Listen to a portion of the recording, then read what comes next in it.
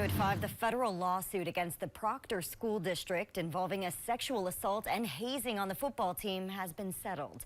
You'll remember in 2021, a Proctor football player sexually assaulted another player using a toilet plunger. An investigation into that incident led to Proctor's 2021 football season being canceled. Parents of the victims sued the district, former coaches, and the former superintendent. In addition to the assault, allegations included urine being poured onto unsuspecting players. On Wednesday, a federal judge accepted sealed settlement terms of the suit. It's unclear what's in that settlement, other than the victim did receive some money.